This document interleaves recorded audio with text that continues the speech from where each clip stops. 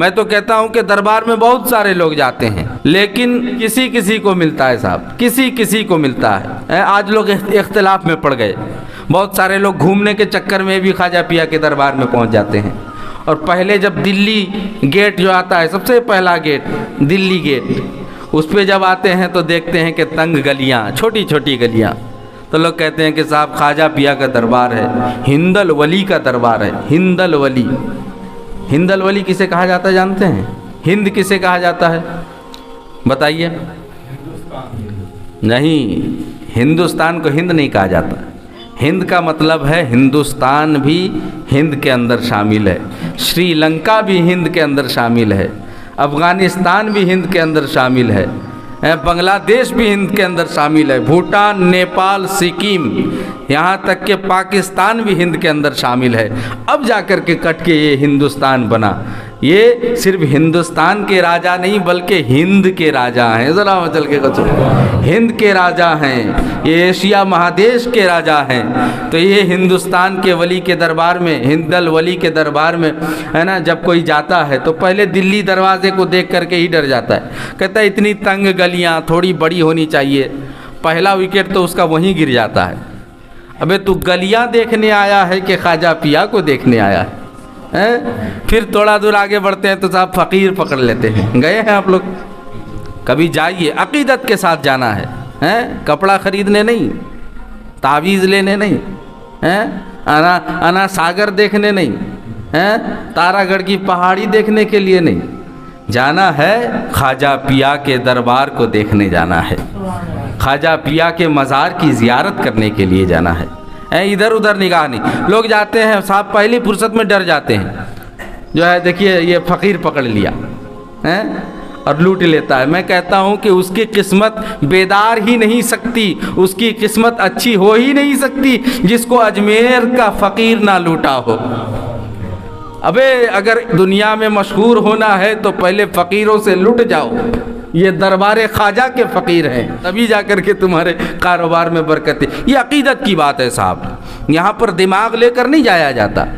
लोग समझते हैं कि ये फ़कीर बाबा ताबा ये लोग बहुत परेशान करते हैं। अबे तू फ़कीर देखने गया था, तू मांगने वालों को देखने गया था, तू जूता चुराने वालों को देखने गया था, तू पॉकेट मार के लिए गया था, तू तो गरीब नवाज के लिए गया था, तू गरीब बन के नवाज के दरबार में हाजिर हुआ था। तो उसे देखना, इसे देखने की क्या ज़रूरत है? वैसे साहब मैं बता दूं, जहन में एक बात आ रही, लोग सब कहते हैं कि साहब हम गरीब नवाज के दरबार पे भी जाते हैं, मांगते हैं, नहीं मिलता। वैसे बादशाह आलमगीर औरंगज़ेब का ज़माना है, औरंगज़ेब गए ख्वाजा पिया से मुलाकात करने के लिए।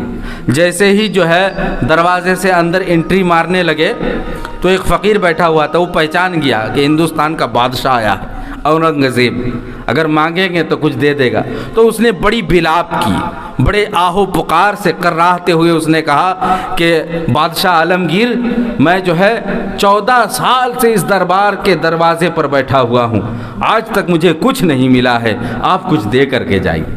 ऐसे बोलते हैं ना साहब, खाने को नहीं है, पीने को नहीं है, कपड़ा नहीं है, हालांकि वो लोग करोड़पति होता है, उन लोग के पास बहुत दौलतें होती है। तो वही एक फ़कीर बैठा हुआ है, आलमगीर बादशाह से कह रहा है कि बादशाह सलामत, कुछ अता करके जाओ, 14 साल से बैठा हुआ हूँ, कुछ नहीं मिला। बादशाह मुड़ के उसे देखा, करीब आया, कहा फ़कीर क्या कह रहा है? तू 14 साल से यहाँ गरीब नवाज के दरवाजे पर बैठा हुआ है और ये कहता है कि तुझे कुछ नहीं मिला। तू गरीब नवाज की अजमतों को बदनाम कर रहा है, तू गरीब नवाज को बदनाम करने की कोशिश कर रहा है। यहाँ पर खाली झोली लेकर आया जाता है, झोली भर के वापस जाया जाता है। तू गरीब नवाज को बदनाम कर रहा है, तुझे आज तक कुछ नहीं मिला। 2 सिपाही को उन्होंने बुलाया, कहा सिपाही तलवार मियान से निकाल लो और इसकी गर्दन पे टांग दो, और मैं अंदर जा रहा हूँ, ख्वाजा पिया से सलाम करूँगा, मोइनुद्दीन अजमेरी चिश्ती से मैं सलाम करूँगा, वहाँ पर फातिहा दरूद पढ़ूँगा, दुआ करूँगा, वापस आऊँगा। वापस आते आते अगर इसे कुछ नहीं मिला तो इसकी गर्दन मार देना, इसे अगर कुछ नहीं मिला तो इसे काट देना। अब वो फ़कीर एक आँख से अंधा था, अब वो सोचने लगा कि गनीमत तो थी, कुछ ना कुछ तो मिल जाता था, बादशाह से पंगा लेकर के बहुत बुरा हाल है। अब क्या होगा? तो अब जो है वो फ़कीर कर्राहने लगता है, ख्वाजा पिया के दरबार में अरीज़ा पेश करता है, रोने लगता है। आलमगीर बादशाह वापस आते हैं, आने के बाद कहते हैं फ़कीर कुछ मिला?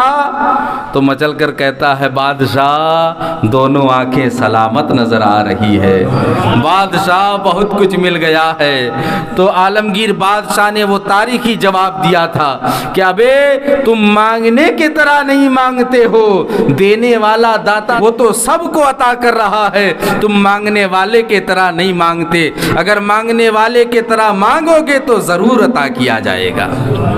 अकीदा साफ़ होना चाहिए, अकीदे में इंकिसाफ होना चाहिए, अकीदा पाक व साफ़ होना चाहिए, तब जा कर के कुछ मिला करता है।